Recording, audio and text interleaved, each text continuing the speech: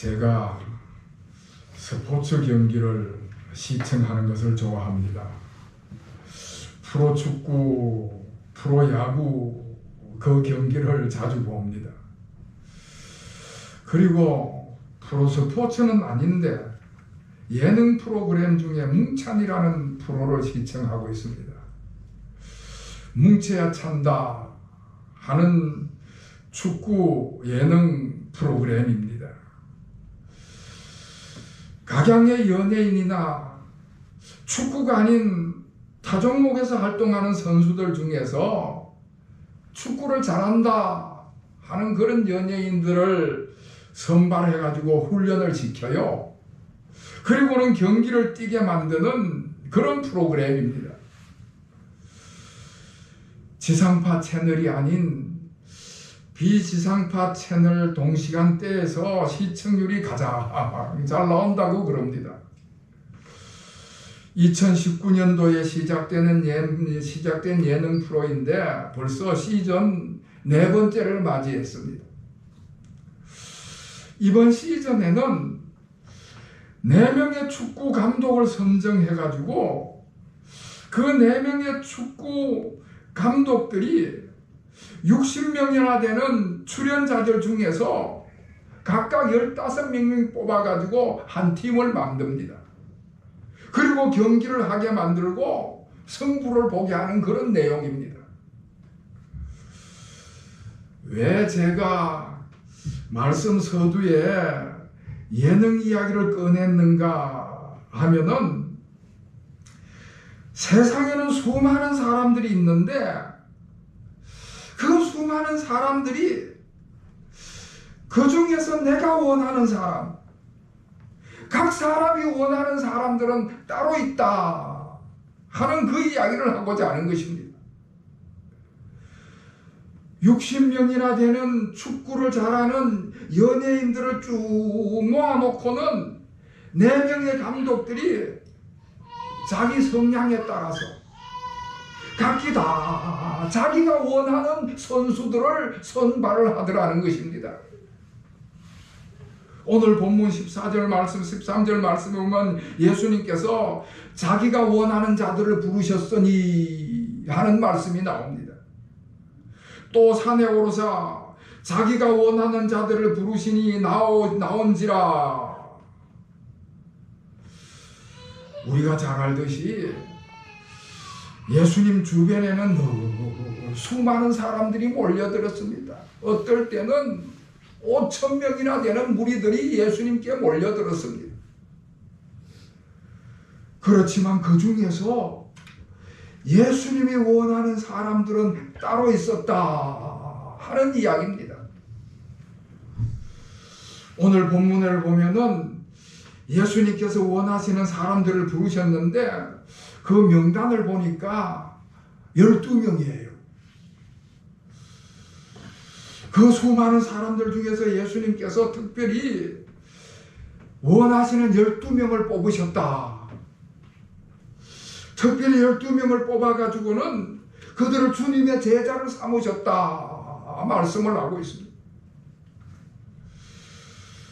여러분, 예수님께서 이렇게 예수님이 원하시는 12명을 뽑으셨을 때는 분명히 어떤 목적이 있었을 것입니다. 서두에 말씀을 드렸듯이 어떤 사람이든지 각기 자기 사람을 뽑을 때는 분명한 이유가 있지 않겠습니까? 특별히 그 수많은 사람들 중에서 12명을 뽑았을 때는 정말 심사숙고해서 뽑았다면 더더욱 그럴 것 아니겠습니까? 그래서 여기서 우리가 예수님께서 12명을 뽑은 이유를 생각해 보지 않을 수가 없는데, 예수님께서 이 12명을 뽑을 때에 보통 고민을 해서 뽑은 게 아닙니다. 얼마나 고민을 해서 뽑으셨는지. 누가복음 6장에 가면은 이때 예수께서 기도하시러 산으로 가사 밤이 새도록 하나님께 기도하시고 밝음에 그 제자들을 부르사 그 중에서 12를 택하여 사도라 칭하셨다 말씀을 하고 있습니다. 그러니까 예수님께서 12명을 뽑기 전에 산 깊숙한 곳으로 들어가셔서 그 밤이 새도록 밤새도록 하나님께 기도하셨다는 말씀입니다.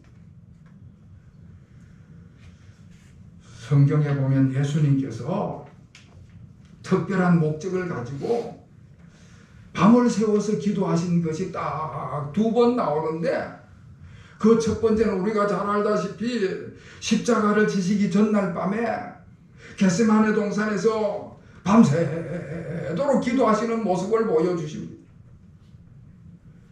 십자가를 지는 일이 얼마나 어려운 일인지 아셨기 때문에 밤새도록 그렇게 기도하시고 마음의 준비를 하셨다는 것이죠.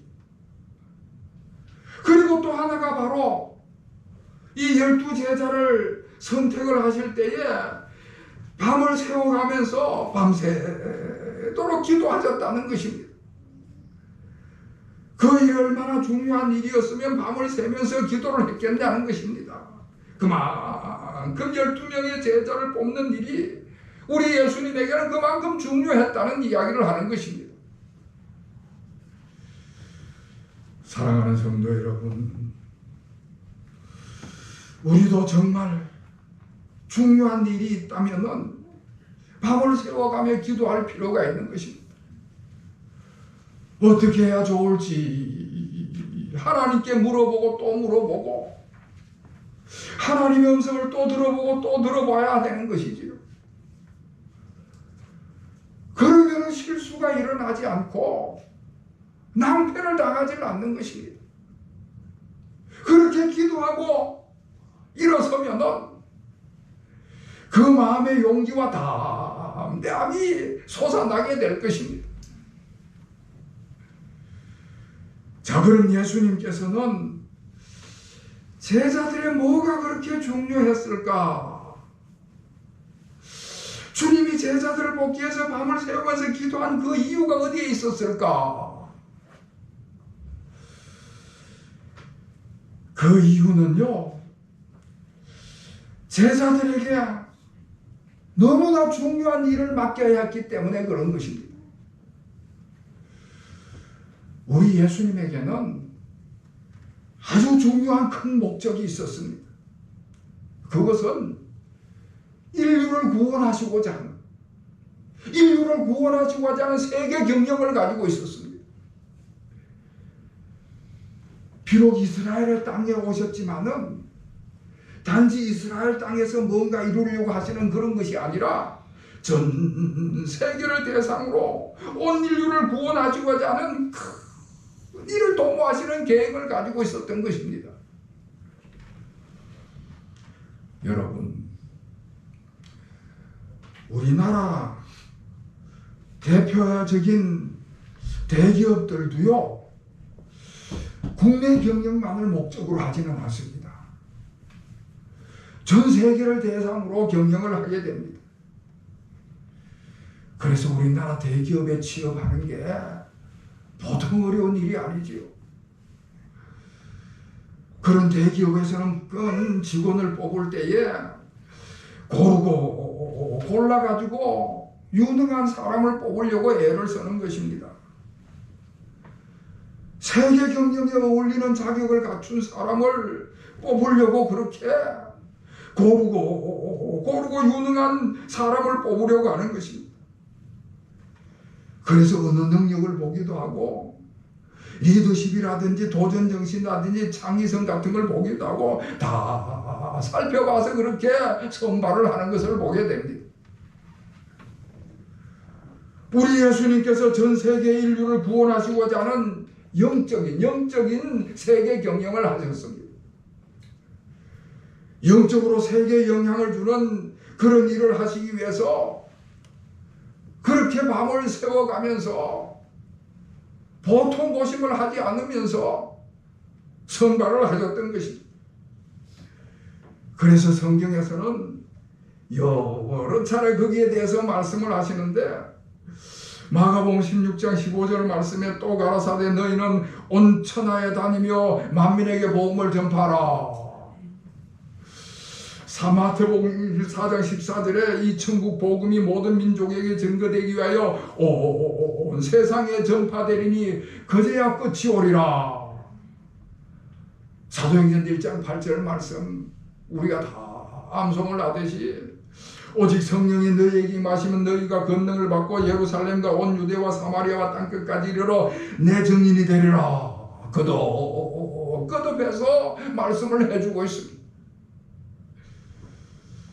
여러분, 이런 말씀들을 종합해서 보면은 그 예수님의 마음에 어떤 목표가 있었는가 하는 것을 분명히 알 수가 있습니다. 온 천하가, 온 세상이 예수님의 그 마음 속에, 예수님의 비전은 세상 끝까지 복음을 전하는 것이었습니다.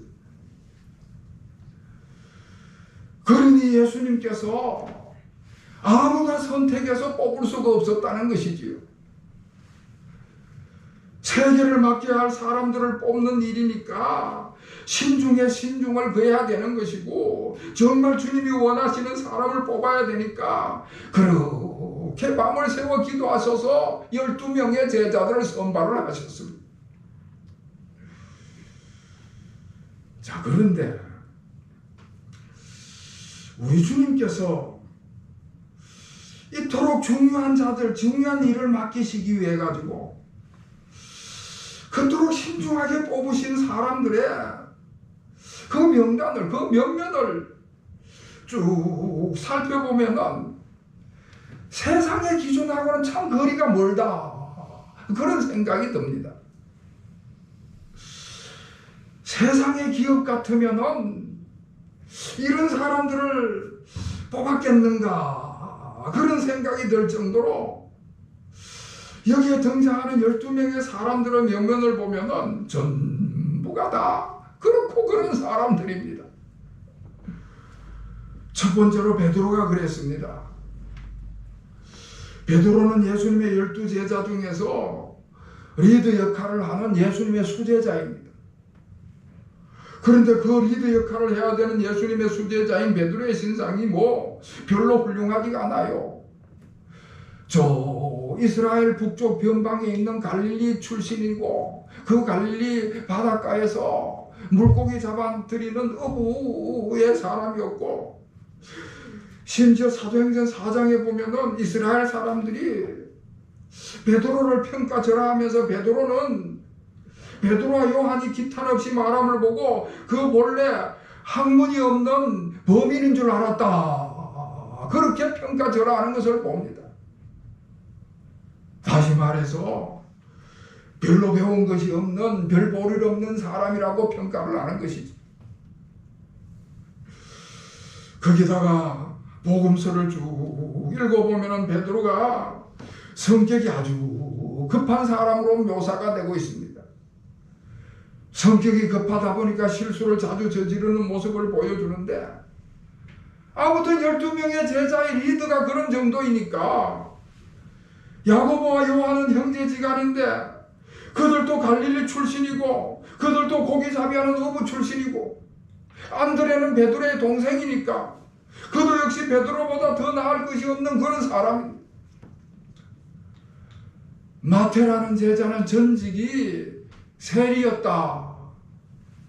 그 당시 세리는 이스라엘 사회에서 사람 취급받지 못하고 죄인 취급을 받았던 것입니다. 그래서 아무도 친구가 되어주지 않는, 소위 요즘으로 말하면 왕따 같은 그런 사람이었습니다. 도마는 의심이 많은 사람이어서 예수님의 부활의 소식을 듣고도 못 믿겠다고 하는 그런 신뢰성이 떨어지는 사람이었고요. 가룟 유다는 결정적으로 돈의 욕심이 많아서 예수님을 파는 그런 배신자의 역할을 했습니다. 그리고 제자들이라고 하는 사람들이 그 스승인 예수님께서 군인들에게 체포되었을 때에 다 도망을 갔더라고 말씀하고 있습니다. 이런 사람들을 예수님께서 제자로 선택을 하셨습니다. 세계 경영을 맡길 그런 일꾼으로 선택을 하셨다는 것입니다. 출신이나 경력이나 학력이나 성품이나 어디를 봐도 그런 큰 일을 맡길 만한 책임 있는 일꾼들이 못 되는데 어쩌면은 저와 여러분과 비슷한 처지 아니면 우리보다도 못할 것 같은 그런 사람들로 보이는 것입니다. 자, 그런데 여러분, 바로 이런 사람들이 우리 주님이 원하셨던 사람들이다. 오늘 성경은 예수님이 원하셨던, 예수님께서 그 마음에 원하셨던 사람들이다. 그렇게 말씀을 하고 있습니다. 자, 그러면 예수님께서 왜 이런 사람들을 주님께서 뽑으셨을까? 그들을 뽑은 기준이 뭘까? 이 시간에 여러 가지로 말씀을 드리지 않고 한 가지만, 하나만 딱 말씀을 드리면은 예수님께서 그들을 부르셨을 때 그들은 하나같이 예수님의 부르심에 순종했다. 할렐루야. 예수님의 부르심에 순종했다는 사실, 주님께서 그들의 중심을 보셨다는 것이죠. 외적인 어떤 조건이 중요한 것이 아니라 그 마음의 중심을 보시고 예수님께서 그들을 선택하셨습니다. 사무엘상 16장 7절 말씀에 하나님께서 하시는 말씀이, 내가 보는 것은 사람과 같지 아니하니 사람은 외모를 보더니와 나 여호와는 중심을 보느니라 말씀을 하고 있습니다. 우리 주님 예수님께서는 주님이 쓰시고자 하는 가장 중요한 기준을 순종에다 뒀다 하는 말씀입니다. 순종이 제사보다 낫고 순종이 가장 중요한 믿음이라는 것으로 기준을 삼으셨다 하는 것입니다. 여러분, 우리의 믿음은 순종에서부터 비롯된다 하는 사실을 꼭 기억하시기를 바랍니다. 믿음은 순종으로부터 시작이 되고 중요한 것입니다. 우리가 성경을 읽어보면은 우리 성경 곳곳에서 아주 특별히 강조되는 그런 단어들을 발견할 수가 있습니다. 아마 그 첫 번째가 사랑이겠지요. 사랑은 뭐 제가 달리 설명을 하지 않아도 우리 기독교에서 가장 중요시하시는 예수님의 성품일 뿐만 아니라 우리 예수님께서 서로 사랑하라 지상 최대의 명령으로 주신 단어가 사랑인 것입니다. 그리고 우리 교회 표 속에 들어가 있는 이 소망이라는 단어도 아주 강조가 되는 단어입니다.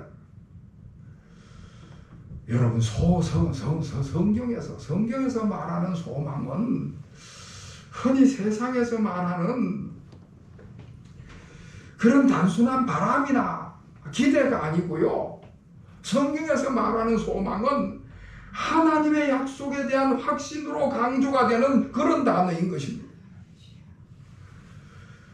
소망은 하나님의 신실하심과 예수 그리스도의 부활에 기초를 두고 있는 말씀입니다. 이 세상 너머에 있는 영원한 세상과 하나님 나라에 대한 약속으로 소망을 우리에게 주시는 것입니다. 그래서 로마서 4장 24절 말씀에 보면은 우리 주 예수 그리스도를 죽은 자 가운데서 살리신 하나님을 믿는 자는 소망 가운데 살리라 말씀을 해주고 있습니다. 그리고 기독교에서 강조하는 단어 중에 하나가 순종이라는 단어입니다. 순종은 하나님과의 관계 속에서 핵심적인 자세와 믿음의 실천을 이야기하는 것입니다.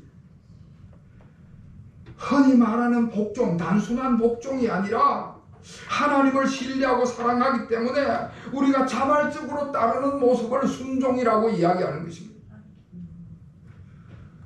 하나님은 창조주시고 인간의 주권자이십니다. 그러니까 모든 인간은 하나님의 권위를 인정하고 거기에 순종할 의무가 있는 것입니다. 그래서 예수님께서도 죽기까지 하나님께 순종하셨고, 그래서 모든 제자들에게도 그 순종을 가르치셨습니다. 순종은 사랑과 믿음에서 비롯된 자유롭고 자발적인 응답이기 때문에 순종은 믿음의 완성이고요, 하나님과의 가장 관계를 가장 깊게 해주는 핵심적인 요소인 것입니다. 자, 여러분, 오늘은 가정의 달 5월의 두 번째 주일로 우리 한국교회에서는 어버이 주일로 지키는 날입니다. 우리가 어버이 주일에 부모님의 은혜를 생각하면서 부모님의 은혜에 무엇으로 보답할까? 부모님의 은혜를 생각하면서 부모님을 어떤 모습으로 어떤 태도로 우리가 섬겨야 할 것인가 하는 것을 생각해 보는 것입니다.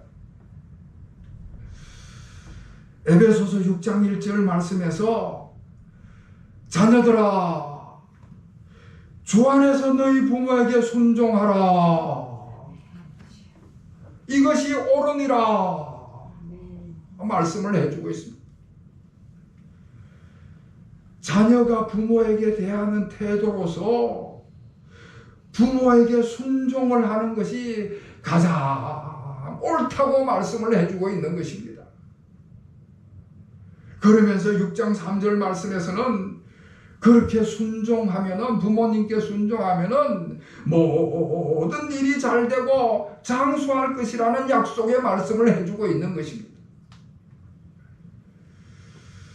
여러분, 성경에서 순종이라는 단어가 종종 나오는데, 물론 하나님께 순종하는 것을 이야기를 하는데 그 외에도 종이 주인에게, 아내가 남편에게, 성도들이 교회 지도자들에게 순종하라, 복종하라 하는 말씀을 하고 있습니다만은 가장 질설적으로, 가장 구체적으로 사용한 단어는 하나님과 부모님에게 하는 단어인 것입니다. 자녀가 부모에게 대하는 태도로 순종을 말씀해 주고 있습니다. 자녀가 부모님에게 순종함으로 부모님에 대한 존중을 나타내고 부모님의 가르침을 받게 되는 것이지요. 사람은 누구나 다 인생을 두 번 살 수는 없습니다. 한 번 사는 인생인데 그 인생살이에서 자기 자신의 몸과 가장 똑같은 몸을 가지고 있는 사람이 바로 부모님이라는 사실입니다. 여러분, 나이가 들면요, 신체의 변화가 찾아오는데 희한하게도 부모님을 닮아가는 것을 느끼게 되는 것입니다. 그때 가장 먼저 그것을 경험한 부모님의 이야기를 들으면 틀림없는 것입니다.